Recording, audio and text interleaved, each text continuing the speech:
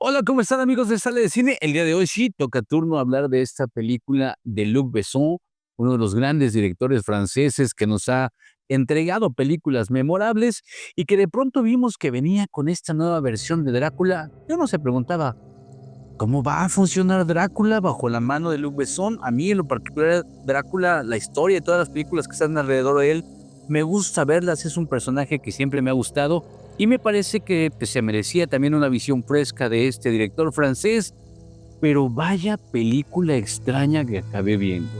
Hablemos el día de hoy de Luc Besson y su historia de amor de Drácula. Amigos de Sala de Cine, gracias por estar conmigo el día de hoy. Yo soy Iván Montesino, es un placer estar contigo a través de nuestras plataformas. Y como les comentaba yo, el día de hoy vamos a hablar de esta cinta que retoma Luc Besson, este director que yo lo recuerdo muy bien por Nikita, por The Professional y por supuesto por El Quinto Elemento, entre muchas otras películas, y que la verdad me llamó mucho la atención cuando vi que iba a ser esta nueva versión de Drácula y que se iba a enfocar en la historia de amor. Y la verdad, al comienzo de la historia dije, ok, un romance gótico, viene bien.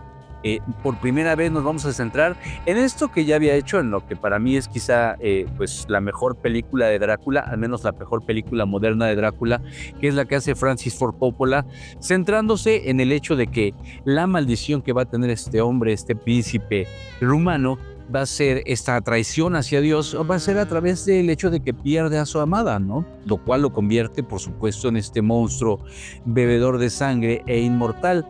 Y acá, pues evidentemente al principio de la cinta empiezan a darle más peso a la relación amorosa que tiene con su pareja, con Elisabetta, este asunto de que no se pueden ni siquiera separar, y cuando él tiene que ir a la guerra, como lo vimos en la película también de Francis Ford Coppola, ella, por razones distintas acá, pues termina falleciendo y él termina maldiciendo esta situación y alejándose, por supuesto, de Dios y temiendo esta suerte de maldición de convertirse en este monstruo. Se manda un perfume maravilloso que se usa todo el mundo y por lo cual participa de orgías maravillosas.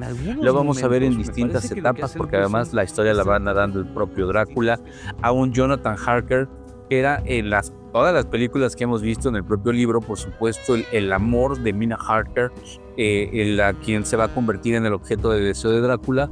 Pero acá de entrada, cuando aparece ya este personaje de Jonathan Harker, desde la elección del personaje, del actor que lo interpreta, se empieza a convertir en una suerte de comedia.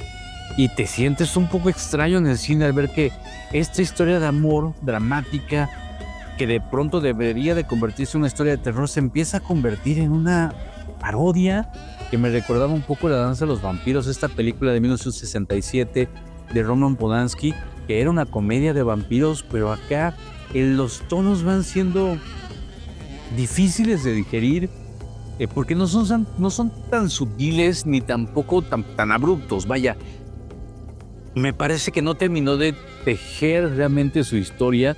Y se siente extraño, ¿no? Porque de pronto tenemos este personaje cuasi cómico que es Jonathan Harker, un hombre que evidentemente dentro de esa historia, muy distinto por supuesto a lo que sucedía, una referencia muy fuerte y por eso la repito tantas veces, es la de Francis Ford Coppola, que el Jonathan Harker era como si el personaje todo bueno que en verdad Mina Harker amaba, y Drácula era este personaje erótico, apasionado que ella también deseaba.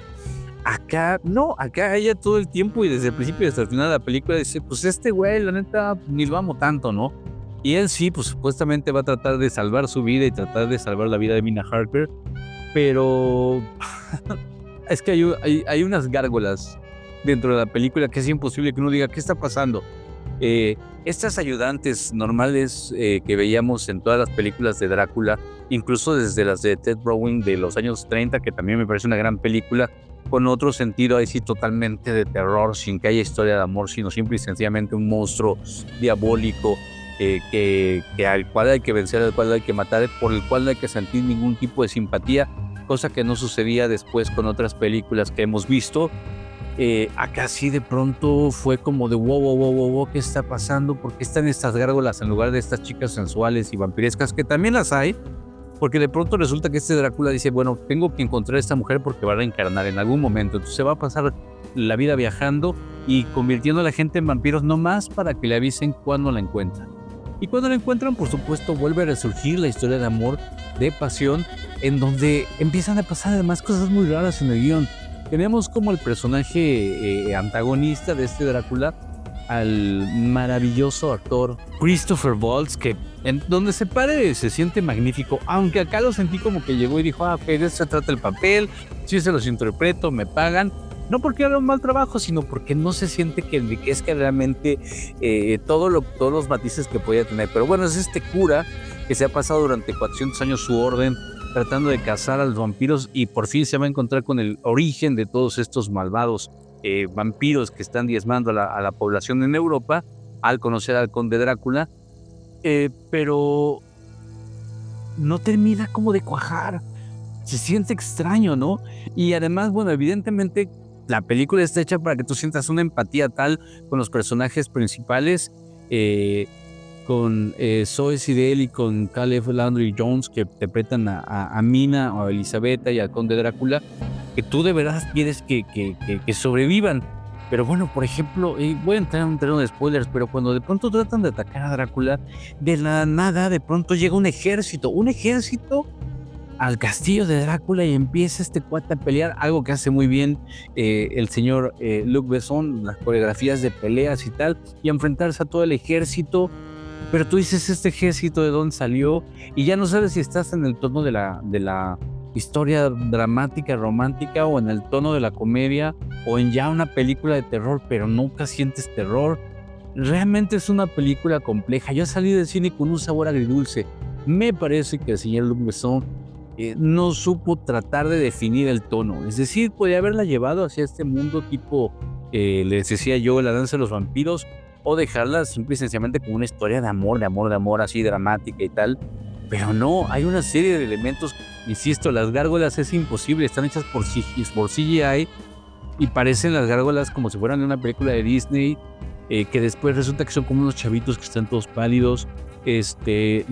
No, una cosa muy rara. La verdad, amo las películas de Drácula.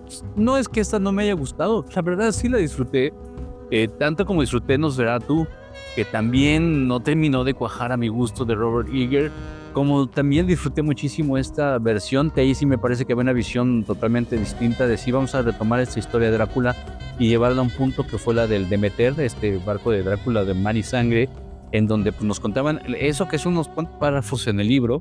Me encanta cuando hacen eso, tomar un fragmentito y a partir de ahí imaginar toda una historia de estos marinos que tuvieron que enfrentar a este demonio mientras viajaba desde Rumanía hasta Inglaterra. Además acá, por ejemplo, la historia la sitúa en Francia, pues, evidentemente él es francés, pero no sé, de verdad no sé, qué película tan extraña.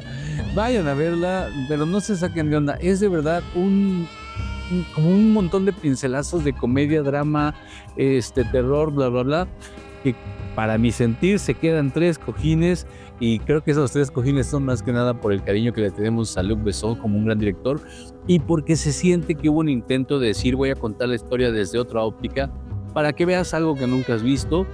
Y sí, en verdad ves cosas que nunca habías visto, no tienen nada que ver prácticamente ya con el libro, realmente reinterpreta al personaje, tomando ciertos elementos. Hay un personaje que es una vampira que me encantó, que se llamaba María, interpretada por Matilda de Angelis, que es como de mis personajes favoritos porque ella sí está totalmente dentro del mundo de la comedia y es estos vampiros que él mandó como emisarios para buscar a Elisabetta, a su esposa, y me encanta la actuación que tiene y toda la sensualidad que tiene y todo este asunto, pero híjole, qué compleja la película, la verdad, rara. Bastante rara Luc Besson, pero bueno, ¿ustedes qué piensan? ¿Cuál es su película favorita de vampirillos? No sea Crepúsculo, por favor. Bueno, si le gustó, está bien, es muy su gusto. Platíquenme de eso ahí en los comentarios. Yo soy Iván Montesinos, es un placer estar contigo el día de hoy en esto que se hace llamar ni más ni menos que La Sala de Cine. Hasta muy pronto, bye.